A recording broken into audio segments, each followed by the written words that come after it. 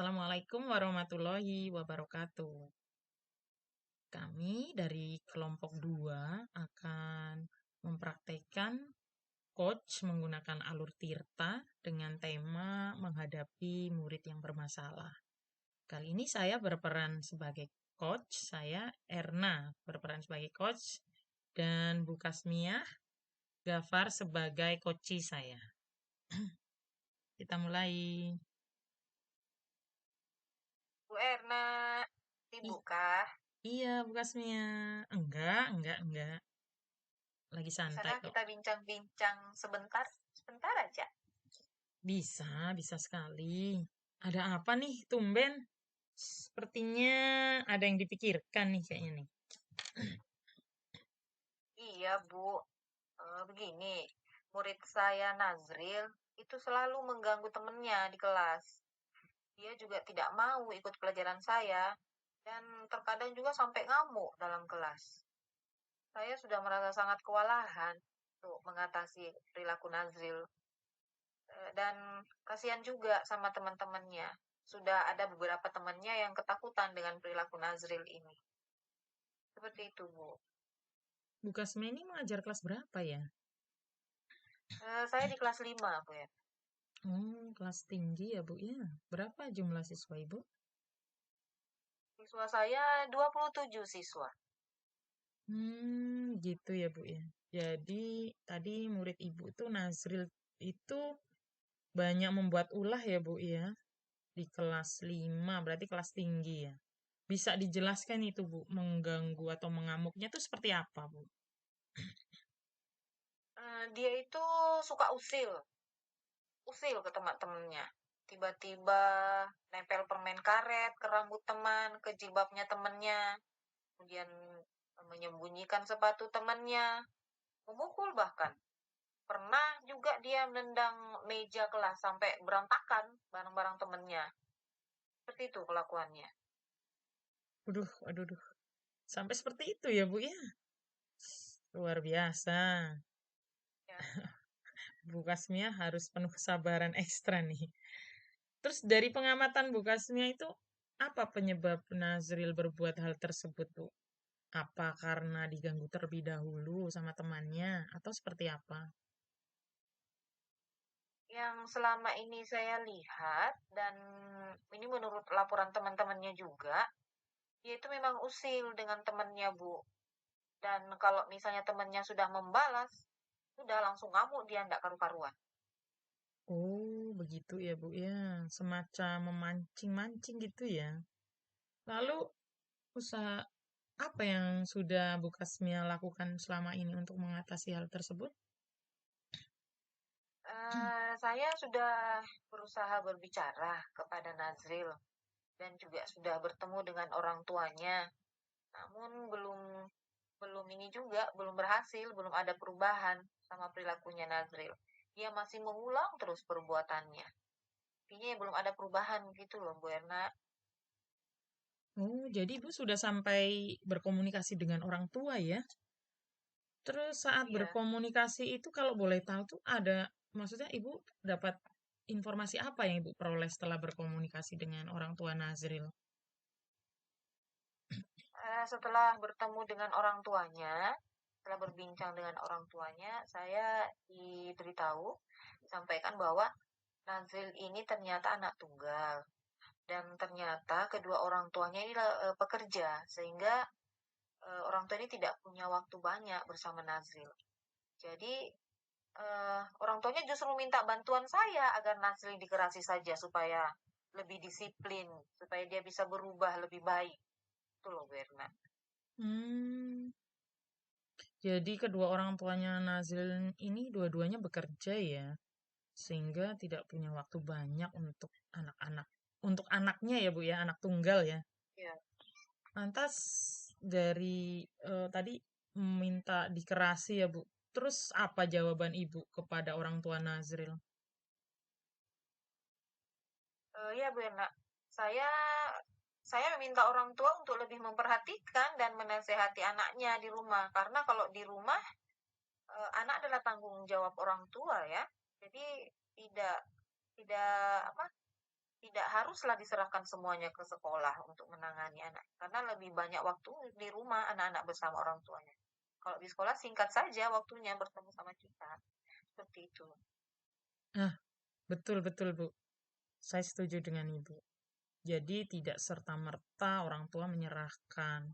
Karena di rumah juga dia harus mendapat perhatian juga di rumah dan di sekolah.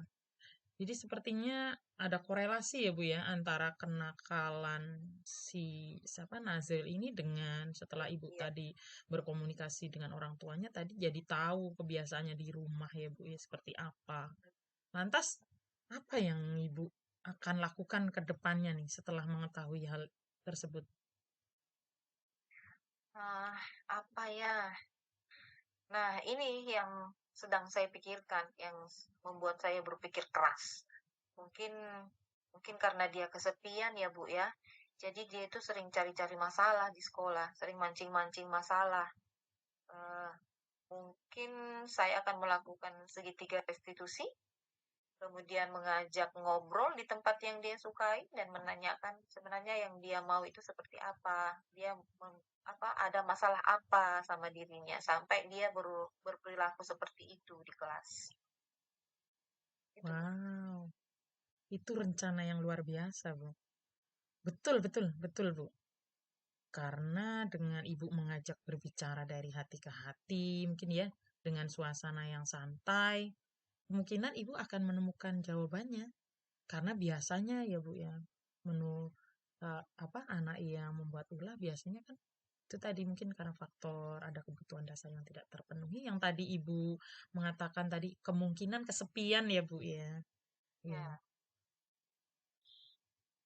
Ya, Jadi iya. iya.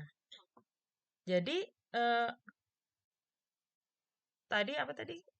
Gimana tuh, Bu? Ya, ya mungkin benar seperti itu. Sebelumnya saya pernah memanggilnya, namun waktu itu saya hanya menegur saja tanpa memberikan kesempatan dia berbicara lebih banyak. Belum ada sampai ngobrol banyak saya sebenarnya. Oh, jadi ibu pernah memanggilnya ya sebelumnya, namun belum memberikan kesempatan lebih banyak. Iya, Jadi ibu kemudian mengevaluasi, nanti akan memanggil lagi, tapi akan memberikan ruang yang lebih untuk berbicara ya Bu ya, agar ibu menemukan solusi dari permasalahan ini. Ide yang bagus, Bu. Ide yang bagus sekali. Saya setuju sekali. Kapan ibu rencananya akan melakukannya? eh sepertinya saya tidak perlu menunda-nunda waktu lama lagi karena takutnya akan lebih parah kelakuannya. Secepatnya, Bu. Sepulang sekolah besok, saya akan bertemu dengan Nasil agar masalah ini tidak berlarut-larut. Semoga cepat terselesaikan dan pastinya berubahlah kelakuannya menjadi lebih baik. Masya Allah, iya Bu, semangat ya Bu ya. Baik. Terus untuk melakukan rencana ibu, ibu perlu dukungan nggak? Dukungan seperti apa yang ibu perlukan mungkin? Kalau dukungan tentu saja saya sangat memerlukan dukungan. Yang pertama adalah dari dukungan orang tuanya yang pasti, kemudian dari teman-teman guru di sekolah, wali kelasnya, oh ya, terus eh, agar kita bisa saling mengingatkan dan dukungan dari teman-temannya juga yang pasti karena tiap hari kan mereka berinteraksi bertemu dengan Nazil supaya Nazil merasa diterima kembali di kelasnya oleh teman-temannya seperti itu. Iya, luar biasa. Betul sekali, Bu. Saya setuju sekali. Karena kadang anak-anak yang sudah dicap nakal itu dia ketika dia sudah berubah, teman-temannya kadang-kadang masih kesulitan untuk menerima ya, Bu ya. Padahal kita sudah membantu untuk mengubah. Saya setuju sekali, Bu. Semoga berhasil ya cara Ibu ya. Iya, Semoga. terima kasih. Terima kasih sharingnya Bu Erna. Saya menjadi lebih plong sekarang. Terima kasih waktunya sudah mau berbincang-bincang dengan saya. Terima kasih Alhamdulillah. sekali Nah, lagi. sama-sama Bu Kasmia. Nanti kalau sudah dilaksanakan, cerita ya Bu ya. Hasilnya seperti apa, bagaimana perkembangan Nazril, apakah lebih baik lagi. Siapa tahu saya juga untuk mengalami hal serupa ini sebagai pengalaman saya. Sambil makan-makan bakso gitu kan, Bu kan? Iya, iya. Baik, baik. Siap, Bu Etna. Insya Allah siap. Terima Iya. kasih sekali lagi. Terima kasih sama-sama, Bu Kasmia. Oke, permisi. Assalamualaikum. Waalaikumsalam warahmatullahi wabarakatuh. Oke, lanjut. Ya, Recording. oke. Baik, setelah tadi kita praktek coach dan coaching, lanjut kita akan merefleksi tentang kegiatan kita tadi.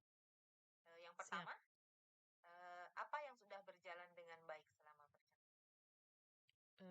Percakapan berjalan dengan lancar antara coach dan coachee, terjadi interaksi yang cukup baik.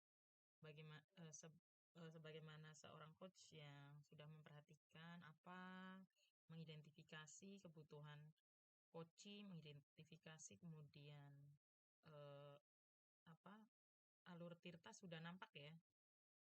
Pertama tujuan, identifikasi, kemudian rencananya juga sudah nampak, kemudian ada tanggung jawab juga sudah nampak semua. Baik. Apa yang masih perlu diperbaiki atau ditingkatkan dari apa tadi tentang coach dan coaching ini? Yang perlu ditingkatkan itu kemampuan dalam menggali lebih dalam, lebih tepat sasaran, dan lebih kreatif agar hasilnya itu benar-benar bisa menyelesaikan dengan memuaskan. Si koci merasa puas dengan hasil solusi yang diberikan bersama, tergali kemampuannya untuk menyelesaikan masalah. Terfasilitasi ya. Iya, terfasilitasi. Ya. Apa yang dilakukan untuk tetap dalam kondisi presence atau kehadiran penuh sebelum dan saat melakukan coaching? Sebelum melakukan coaching, sebaiknya seorang coach itu harus membuang jauh-jauh energi-energi negatif. Jadi memang benar-benar memusatkan diri, menyimak dengan baik, menyimak dengan aktif. Kemudian pada saat present juga, pada saat sedang berbincang-bincang itu benar-benar aktif dan mencari kata-kata kunci agar itu bisa menggali potensi si koci untuk menyelesaikan masalahnya sendiri. Apa yang akan dilakukan untuk memperbaiki atau meningkatkan keterampilan coach? Untuk meningkatkan keterampilan coach itu memang harus sering berlatih karena kita menjadi semakin lebih peka terhadap permasalahan dari coach dengan berbagai jenis permasalahan, menangani kasus-kasus atau masalah atau tujuan-tujuan yang berbeda, maka sense kita, kepekaan kita akan lebih terlatih. Kepekaan coach, keterampilan coach akan lebih terlatih. Kemampuan berpikir coach. Iya, Ya. kemampuan berpikir coach. Baik, terima kasih. Tadi saya yang berperan sebagai coach merasa lebih well-being secara psikologi karena saya merasa sangat terfasilitasi dan terbantu oleh coach untuk saya menemukan solusi dari permasalahan yang saya alami, dan saya juga tidak merasa coach sedang menggurui saya, namun saya sangat terfasilitasi oleh coach untuk saya bisa mengatasi masalah yang sedang terjadi. Oke, terima kasih. Sama-sama.